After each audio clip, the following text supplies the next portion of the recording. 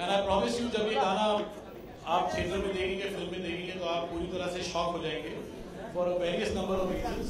ये गाना फिल्म की शुरुआत में शुरू होता है और फिल्म में जो साल है that is 1983।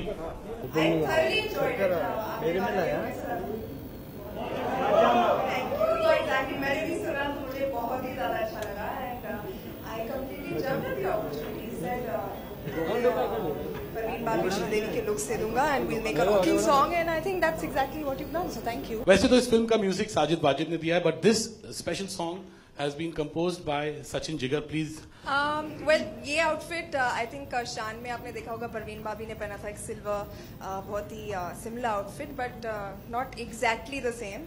This headband was our idea and for the black outfit the inspiration was Sridevi ji from Chalbaz. Yes, if you've seen her in those leather tights, I mean that whole 80s Madonna look thing going on, so these were inspirations. Yeah.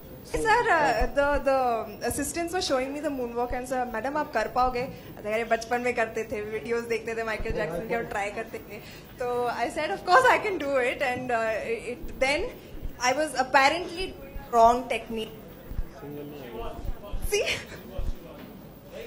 जो जूते आपने मुझे दिए थे ना वो moonwalk के लिए आइडियल नहीं थे।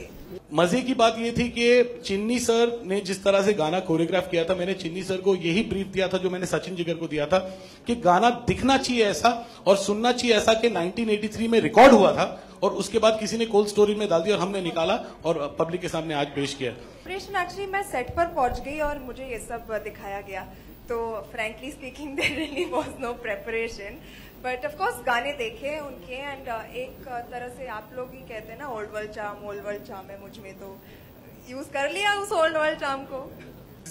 Sajid sir very clearly wanted this one song which sounds like it was produced in 1980s और मैं और जिगर तो शायद 80s में born भी नहीं हुए थे, तो Sajid sir literally took us through this whole 80s disco and I think we referred more than about 20-30 ABBA and Boney M. Not an item song, it's a special song, it's a special appearance song.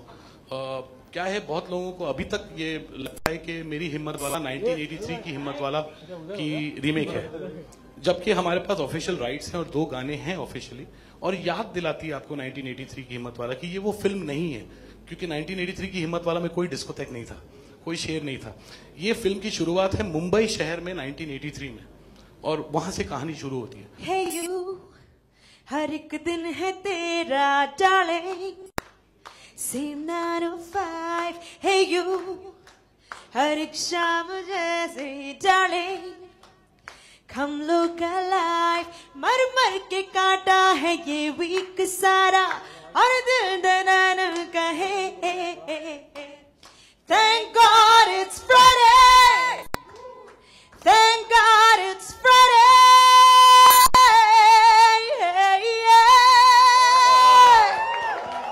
I finally got this, thank God it's Friday, discos 80s, so अगर कुछ special लगे मुझे तब जाकर मैं करूँगी, ज्यादा नहीं। I am very home body, I like staying at home, but कभी कभार तो चले जाते हैं, like आज आना पड़ा आप सबसे मिलने यहाँ पर।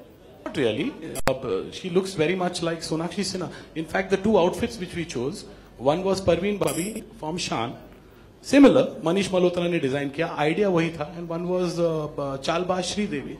You cannot compare her with any heroine. She's got her own style, she's got her own charisma, and she's fabulous on screen. मैंने बहुत सारी चीजें अपने gut feeling के साथ की है कि अगर ये होगा तो होगा, अगर ये नहीं होगा तो मैं करूंगा ही नहीं। फॉर एग्जाम्पल, अगर अमित कुमार साहब ना बोल देते नैनो में सपना में तो मैं वो गाना ड्रॉप करने वाला था, अगर सोनाक्षी ना बोल देती थी मैं ये गाना करता ही नहीं।